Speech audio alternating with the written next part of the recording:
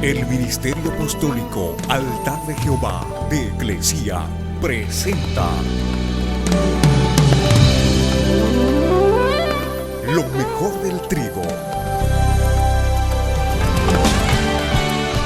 Apóstol Lourdes Bravo de Villar.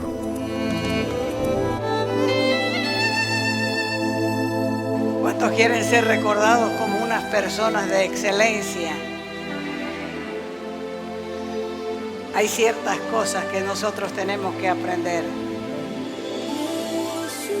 Y vamos a tomar ejemplo de una mujer que ni siquiera era de Israel. Vaya al libro de Éxodo, capítulo 2, verso del 21 adelante. Dice: y Moisés convino en morar, en vivir, en habitar con aquel varón. Y aquel varón le proveyó su hija Séfora por mujer a Moisés. Y ella le dio a luz un hijo. Y él le puso por nombre Gersón, que quiere decir forastero, porque dijo: forastero soy en tierra ajena. Vamos hasta Éxodo 18, del verso 2 adelante. Y tomó Jetro, suegro de Moisés, a Séfora, la mujer de Moisés, después que él la envió. La envió junto con sus dos hijos. El uno se llamaba Gersón, porque él dijo: forastero he sido en tierra ajena. Y el otro se llamaba Eliezer, porque dijo: el Dios de mi padre me ayudó, o fue mi ayuda, y me libró de la espada de Faraón.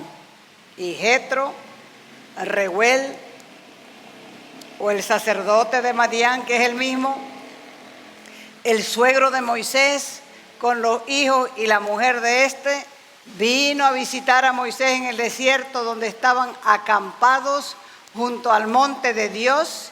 Y dijo Moisés: yo, tu suegro, te traigo aquí a tu mujer y a tus dos hijos con ella, porque la mujer y los hijos deben andar con el marido.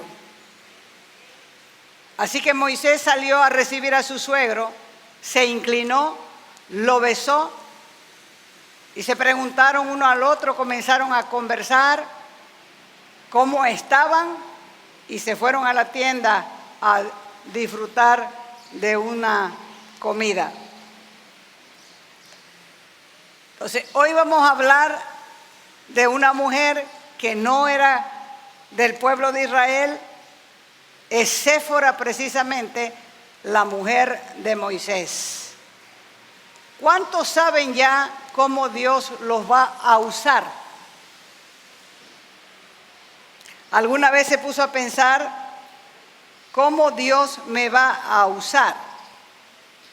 Para este tiempo de la lectura que dimos en Éxodo, Moisés no tenía la menor idea de la forma milagrosa en que Jehová lo iba a usar para guiar al pueblo de Israel y sacarlo de una servidumbre de más de 430 años.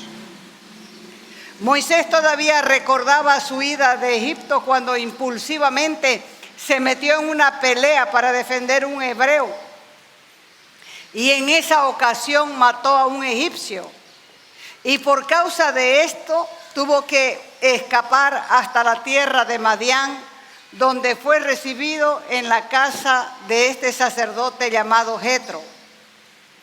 El temor, el recelo, la desilusión, el desengaño, el chasco y el enojo llenaba el corazón de Moisés, porque todo ese deseo que él tenía de ayudar a su pueblo se había derrumbado, y hasta pensaba que nunca más volvería a Egipto. Y de aquí para adelante tenía que acostumbrarse a vivir en una tierra ajena, una tierra lejana, una tierra extraña y completamente desconocida. Así que con este estado de ánimo, Moisés aceptó el matrimonio que Jetro, el sacerdote de Madián, le ofrecía con su hija Séfora. Él podía haber esperado por una esposa de su propio pueblo, pero en ese tiempo Moisés era débil de carácter, le faltaba garra, le faltaba coraje y lo demostró en varias áreas de su vida. Lo demostró cuando él vio la zarza seca que ardía y Dios le habló. Todas las palabras que salieron de su boca eran palabras negativas. Lo único que él decía era: no puedo, no puedo, no puedo. Lo demostró cuando le puso el nombre de Gersón a su hijo como un recordatorio permanente de que era extranjero en tierra ajena. Así que cuando él llamaba a su hijo Gersón, siempre tenía en la mente que somos unos extranjeros en tierra ajena.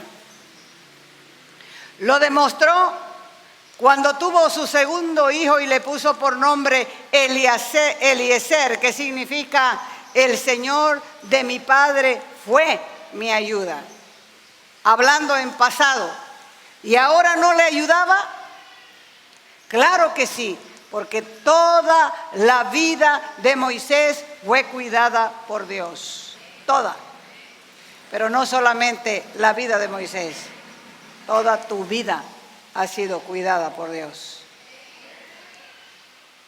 Demostró esa misma debilidad con el temor que tenía a su mujer extranjera, permitiendo que sus hijos no llevaran la señal del pacto, que era la circuncisión. Y fue precisamente por esa debilidad de carácter que el hombre tenía tantos problemas, inclusive sus hijos no fueron circuncidados. ¿Qué pensaba Séfora? No sabemos exactamente lo que ella pensaba acerca de la circuncisión, pero si meditamos, si reflexionamos, llegamos a suponer, a conjeturar, a presumir muchas cosas, porque la mente humana es campeona, invencible para pensar cosas malas y negativas. Así que cuando Moisés estaba de viaje a Egipto con su familia, llegó a una posada, a una hostería, a un hospedaje y se enfermó gravemente, con una enfermedad de muerte. Estaba tan grave que Séfora se asustó. El hombre estaba postrado, sin esperanza, con todas las señales visibles de una muerte segura. En ese momento, la conciencia les acusaba a ambos, porque si hay algo que la gente no pierde, es precisamente la conciencia. Pasan 50 años y se acuerda de lo que hizo a los 18. Llega a los 70 y se acuerda de lo que hizo a los 20. Porque lo que no se pierde es la conciencia. Así que la conciencia los acusaba a ambos. Pero él no tenía aliento para nada porque estaba enfermo de muerte. Ella estaba perdida, desesperada, pero en un arranque de valor se sobrepuso y actuó con rapidez e hizo lo que su esposo le indicaba que hiciera, ya en extremus mortis. Y ella tomó un pedernal afilado, que es una piedra afilada. Y Séfora con esa piedra cortó el prepucio de su hijo y con el cuero del prepucio en la mano, todavía con sangre, lo pasó por los genitales de Moisés y luego gritó: ahora eres un esposo con un pacto de sangre. Vaya Éxodo capítulo 4, verso 25. Dice, a la verdad tú me eres un esposo de sangre, por poco te pierdo por la muerte. Le estaba diciendo, por poco te mueres, pero ahora estás convaleciente. Yo te he arrancado de las garras de la muerte.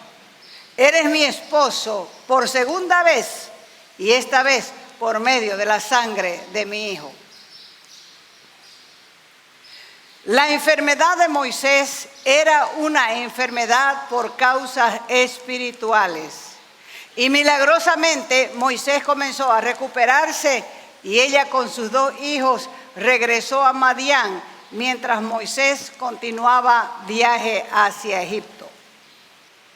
Más adelante, Jetro, que era un hombre inteligente y sabio, le devolvió la esposa y los hijos a Moisés. Y de aquí para adelante hay como un corte. No se vuelve a hablar de ella ni de sus hijos. Y Moisés pasó a ser el líder de la nación de Israel. Y ninguno de sus hijos, ni Gersón ni Eliezer, heredaron un cargo espiritual y pasaron al anonimato, sin pena ni gloria, sin ningún vislumbre de brillo en la historia del pueblo de Israel. Sin duda no les agradaba el liderazgo espiritual o no querían ser como su padre. Pero los caminos de Dios son insospechados, sorprendentes y hasta imprevistos. Y la Biblia nos muestra situaciones reales, nos muestra situaciones históricas, porque registra que los hebreos que entraron a Egipto fueron 66 personas, sin contar a José y su casa. En aquel tiempo, José, hijo de Jacob, estaba en la política de Estado de Egipto. Era el ministro de Finanzas que administraba, gobernaba el país. Y él mismo decía que Dios lo había enviado con anticipación para preservar a su pueblo de la hambruna de la tierra de Canaán. El pueblo hebreo entró como invitado y se posesionó en la tierra de Gosén, gozaba de grandes privilegios por causa de José. Y ahí en Gosén el pueblo comenzó a multiplicarse hasta convertirse, después de más de 400 años, en una nación poderosa. Un nuevo faraón que no conocía a José, ni tenía ningún compromiso con él, comenzó a ver con malos ojos esta multiplicación. Estaba asombrado cómo se habían multiplicado. Estaba lleno de temor, de recelo, de aprensión. Sospechó que cualquier rato pudieran venir sus enemigos en contra de ellos por el delta o la desembocadura del río Nilo donde estaban asentados, y de esa manera los enemigos se iban a juntar con los hebreos y dejarían a Egipto completamente destruido, destrozado, arruinado. Por eso el nuevo faraón tomó medidas drásticas y los puso bajo esclavitud. Pero Dios tenía un plan elaborado, predestinado, elegido, seleccionado para su pueblo. Éxodo 1:12 dice: pero cuanto más los oprimían, cuanto más los esclavizaban y sojuzgaban, tanto más se multiplicaban, crecían y prosperaban. No había manera humana de parar la multiplicación. Así que el faraón puso capataces fuertes para que oprimieran al pueblo, pero igual seguía la multiplicación. La única salida era el exterminio, la eliminación, la aniquilación del pueblo hebreo. Así que Faraón puso en marcha su plan B.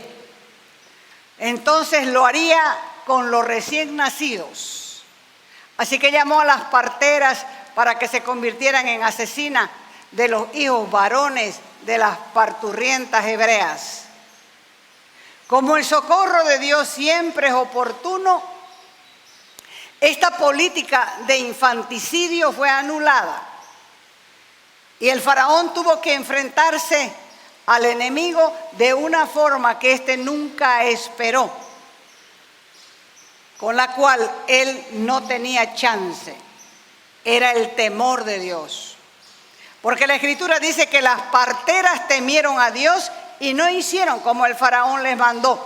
Y por esa causa Dios bendijo a las parteras. Está escrito que con misericordia y verdad se corrige el pecado, pero solo con el temor de Dios el hombre se aparta del mal. El temor de Dios hizo que estas mujeres no se convirtieran en asesinas de los hijos de los hebreos. Dios tenía sus propios planes. Él guardó celosamente a Moisés en el río donde lo encontró la hija de Faraón. La misma casa real que decretó el infanticidio se encargó de la crianza de este niño. Y es que Dios, aún las cosas malas, las usa para nuestro bien. Es por eso que la Escritura dice, todas las cosas nos ayudan a bien. ¿A quiénes? A los que somos llamados conforme a sus propósitos. Fue la princesa, la hija del faraón, quien hizo recoger la canasta que flotaba en el río con un bebé hebreo. Y cuando la caja fue abierta, ella se enterneció de ver a este niño llorando de hambre y con gran compasión lo prohijó como suyo, sin importar cuánto enojo, cuánto menosprecio tenían los egipcios por los hebreos. No se atrevieron a tocarlo, porque el bebé estaba en la casa real. Porque nuestro Dios es un Dios de socorro oportuno. Dios nos cuida personalmente porque tiene con nosotros un propósito eterno. Así como Dios cuidó la vida de Moisés, primero a través de su madre por 3 meses, luego a través de la hija de Faraón y después a través de Séfora, la hija de un sacerdote de Madián. Volviendo otra vez a la llegada de Moisés a Madián, lo vemos presenciando otro abuso. El abuso de un egipcio con un hebreo le produjo tal enojo y tal rabia que mató al egipcio. Llega otra vez a Madián y sucede algo parecido. Otro abuso. Los pastores vinieron, dice, y echaron, corretearon a las hijas de Jetro. Entonces Moisés se levantó y las defendió. Él salió de donde estaba descansando. Las defendió a las mujeres porque eran 7 hijas. Y eso fue la invitación de entrada a la casa de Jetro, donde, en primer lugar, Moisés se estableció. Estaba llegando a un lugar que no conocía ni nada, pero esa defensa que hizo de una injusticia le abrió la puerta de una casa y se estableció en esa casa donde encontró casa y comida. Ahí Moisés también consiguió mujer. ¿Por qué? Porque el sacerdote le dio como esposa una de sus 7 hijas. Ahí también Moisés vivió 40 años cuidando las ovejas de otro hombre, su suegro Jetro. Y aquí podemos ver a Moisés con un aparente fracaso cuando salió huyendo de Egipto, pero Dios tenía un plan para él. Dios lo estaba entrenando en el pastoreo de ovejas ajenas en una zona desértica. Durante 40 años de experiencia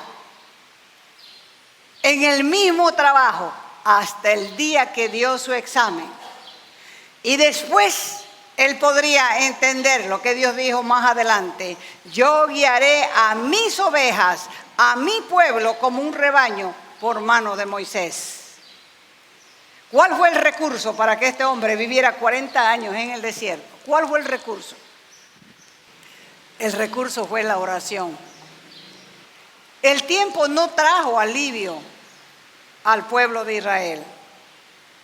Lo que sí trajo alivio al pueblo de Israel fue la oración. La oración de un pueblo y de un hombre lleno de problemas en su mente. ¿Qué está sucediendo aquí?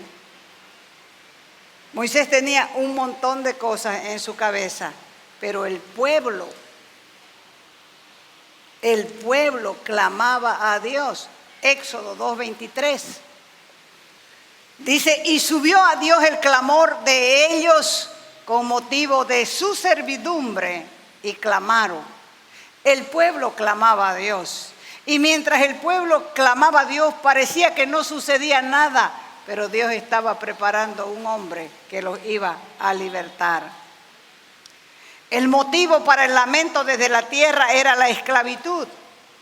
Y el motivo por el cual la oración fue oída en el cielo fue simplemente misericordia y compasión. La oración nos hace expresar nuestra necesidad. Y esa necesidad, a medida que nosotros nos vamos presentando a Dios más frecuente, se convierte en un reclamo, en una demanda, en un requerimiento. Pero también se convierte en una garantía de que Él nos va a escuchar. Por eso es que Él nos manda a ser persistentes en la oración. Dios fue movido por un profundo sentimiento de misericordia. Se acordó de sus promesas. Él había prometido solemnemente que sería un Dios para Abraham, para Isaac, para Jacob, para su descendencia, e inclusive lo juró. Faraón hizo un desafío diciendo, ellos son mi pueblo y yo los destruiré. Pero Dios no podía permitir esto, porque ellos eran pueblo suyo y Él se había comprometido con ellos, y Dios recuerda siempre sus promesas, recuerda sus ofrecimientos, recuerda los pactos y los juramentos, y es el único que cumple. Porque a veces nosotros le ofrecemos cosas y no cumplimos. Hacemos compromisos con Él que no cumplimos. Hacemos pactos con Él que violamos. Y por último, le juramos en falso porque tampoco cumplimos. Él es el único fiel que cumple.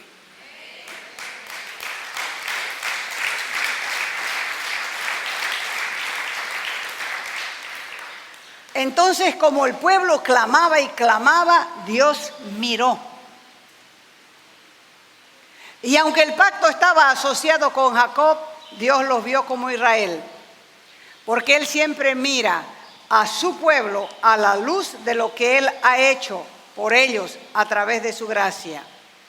Él no ve o no los ve en relación con su herencia pecadora de Jacob, sino los ve en relación con su herencia de gracia en Israel. Así que Dios escuchó la oración, escuchó el clamor, miró la situación, lo sabía todo, sentía profundamente sus agonías, sus angustias, sus congojas, sus amarguras, sentía sus desconsuelos y sus necesidades, y tomó medidas. Y mientras más eran oprimidos, ellos más clamaban como pueblo. Por eso es que los planes del faraón no podían avanzar. ¿Cuáles son los caminos de Dios con sus siervos? La preparación es básica. ¿Por qué? Porque un verdadero siervo necesita conocer a su Señor en lo secreto. En lo secreto se va desarrollando una relación entre Dios y su siervo. En la soledad se puede pensar, se puede recapacitar, se puede madurar, meditar, profundizar, hacer preguntas. En esa relación Dios quitó el velo de los ojos de Moisés y se mostró tal cual era, porque el modelo comienza con una visión. Dios le dijo a Moisés: yo soy el que soy. En lo secreto, Dios vio a Moisés como un hombre fiel que guardaba los bienes de otro. En este caso, las ovejas de otro. Y en un lugar desierto. Jetro no sabía lo que hacía Moisés, no lo veía, pero Dios sí lo veía. Y vio en Moisés lealtad, honradez, integridad, honestidad, y por eso se le apareció el ángel de Jehová en una llama de fuego en medio de una zarza. Y la curiosidad le hizo a este hombre acercarse, porque veía que la zarza seca no se consumía. Como esta visión intrigó a Moisés, ese fue el anzuelo para atraerlo. Lo que no sabía Moisés era que Dios mismo era la llama de fuego. De esa forma Dios estaba diciéndole a Moisés: yo soy el Dios viviente, viviente en el sentido más absoluto. Todo fuego se alimenta con combustible, pero Dios es una llama eterna que no necesita combustible. ¿Por qué?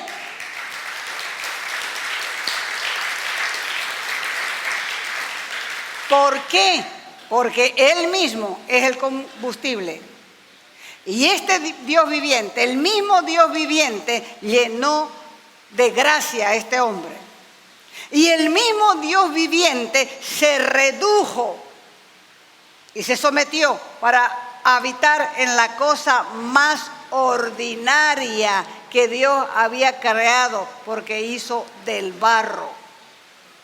En lo secreto se desarrolla la santidad, que es sumamente importante, porque donde hay santidad, ahí está Dios. Así que la visión de la zarza ardiente enfatiza, resalta, destaca la santidad. Por eso es que cuando Moisés se acercó, Dios le dijo: sácate el calzado de tus pies. Yo soy el Dios de tu padre, le dijo, el Dios de Abraham, el Dios de Isaac, el Dios de Jacob. Fue la visión de un Dios santo, de un Dios fiel, de un Dios guardador, llamando a un hombre para el servicio. Y ahí Moisés aprendió que era imposible que un libertador fuese a Egipto en sus propias fuerzas o con sus propios recursos.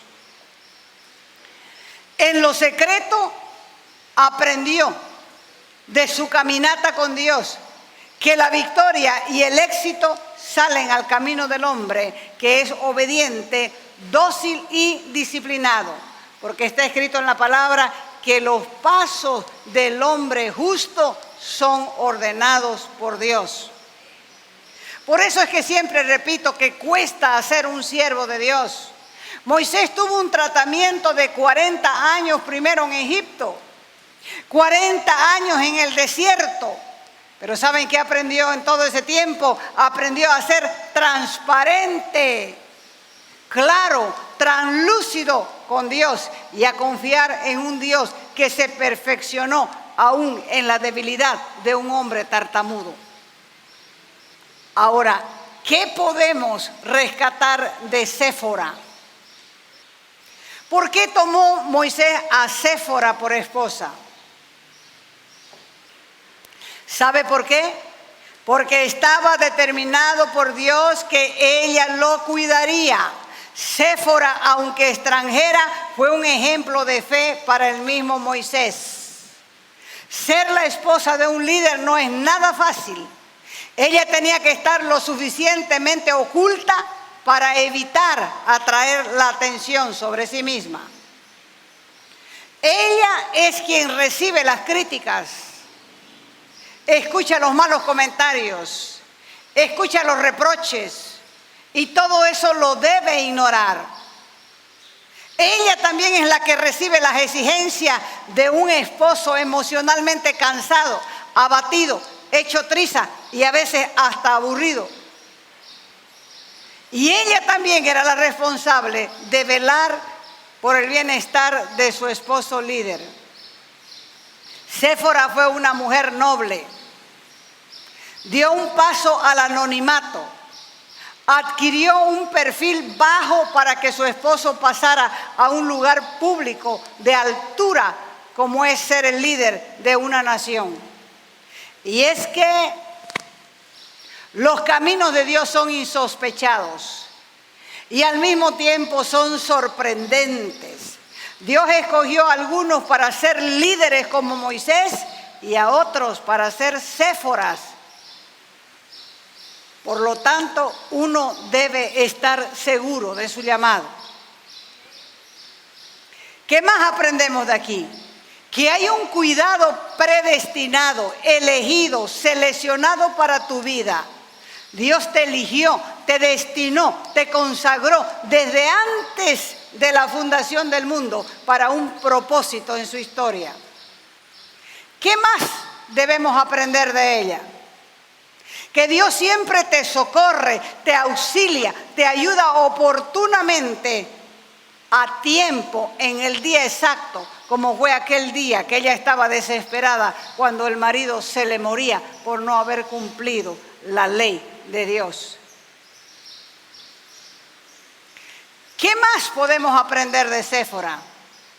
Que Dios nos cuida, nos vigila, vela, custodia.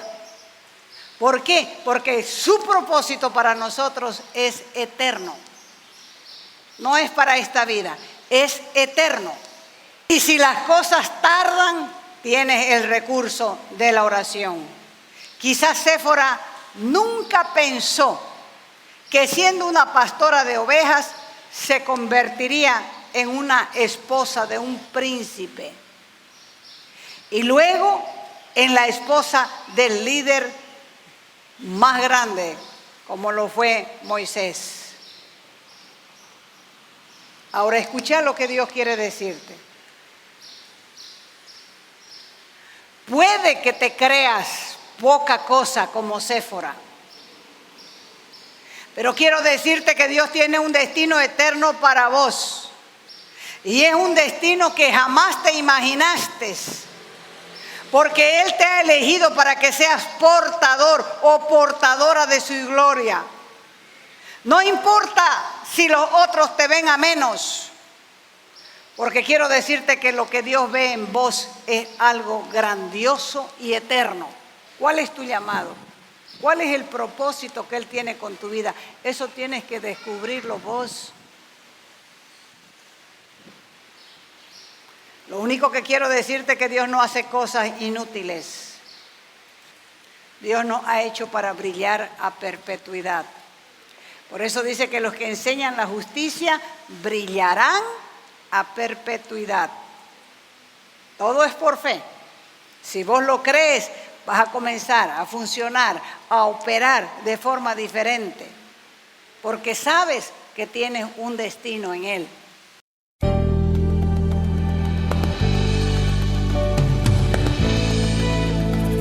Te invitamos a nuestras conferencias los días viernes, sábados y domingos a las 20 horas y el domingo a las 10 de la mañana. Calle Nicolás Suárez, esquina Félix Pinto.